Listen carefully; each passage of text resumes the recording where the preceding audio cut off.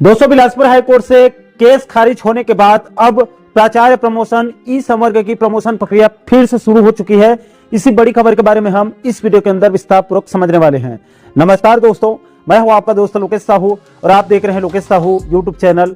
आप सभी दर्शकों का हमारे इस यूट्यूब परिवार में बहुत बहुत स्वागत है।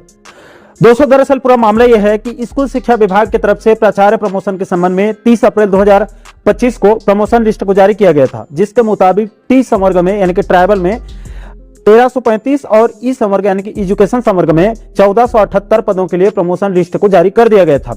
लेकिन प्राचार्य प्रमोशन में कोर्ट केस की वजह से दोनों संवर्ग के प्रमोशन में स्टे लग गया था, जिसके कुछ दिनों के बाद प्राचार्य टी संवर्ग में लगे सभी केस खारिज होने और स्टे ऑर्डर हटने के बाद प्राचार्य टी संवर्ग का प्रमोशन कंप्लीट कर दिया गया।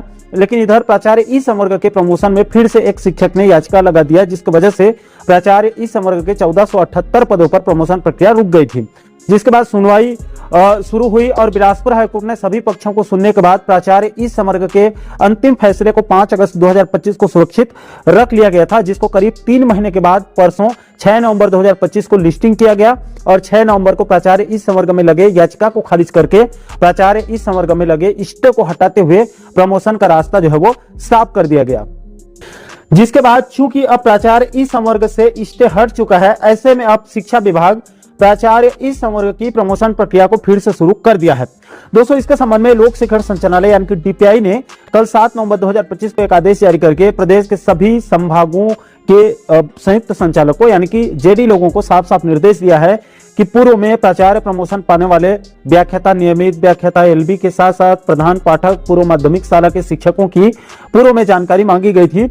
उसमें यदि 1 नवंबर 2025 की स्थिति में यदि किसी प्रकार की कोई परिवर्तन कराना है तो उसकी जानकारी तैयार करके 10 नवंबर 2025 को सुबह 11 बजे तक जानकारी उपलब्ध कराने के लिए कहा गया है। इसके अलावा इस आदेश में यह भी कहा गया है कि पूर्व में रिक्त पदों की जो जानकारी भेजी गई है उसमें यदि कोई शाला सेजेस हिंदी अंग्रेजी माध्यम है लेकिन सेजेस हिंदी अंग्रेजी माध्यम नहीं लिखा गया है तो उसकी संशोधित जानकारी प्रपत्र 2 में अलग से भेजने के निर्देश दिए गए हैं।